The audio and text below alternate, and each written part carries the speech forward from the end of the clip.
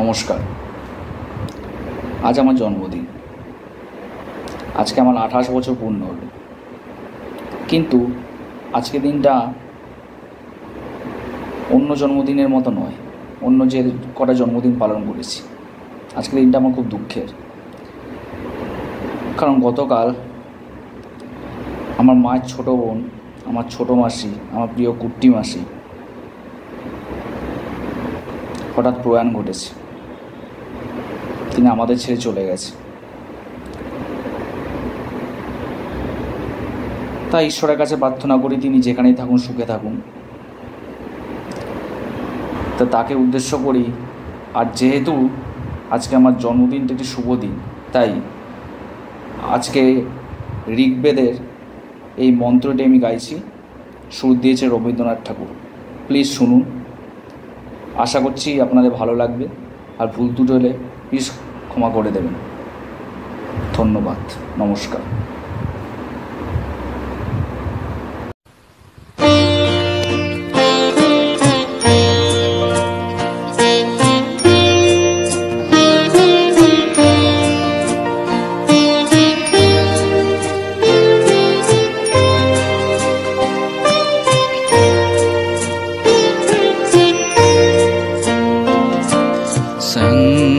संगोच्छाद्धं संबोधतं संबो मनांसि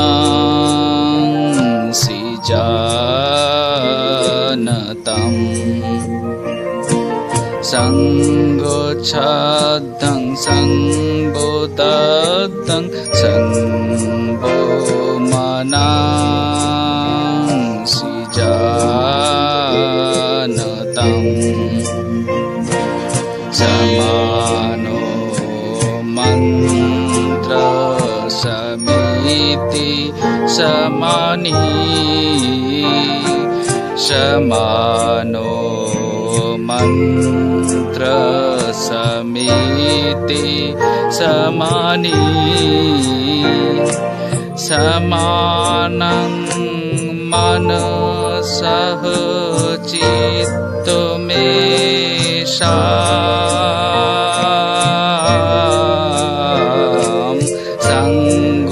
संगोच्छाद्धं संबोधतं संबो मनांसि जानतम्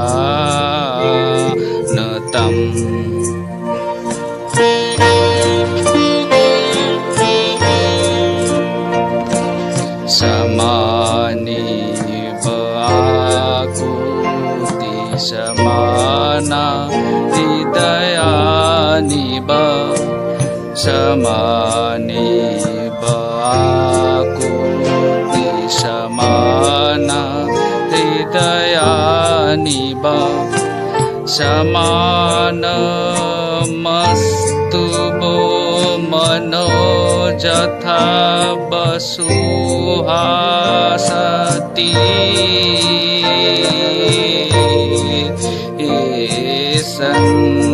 संगोच्छाद्धं संबोधतं संबो मनांसि जानतम् संगोच्छाद्धं संबोधतं संबो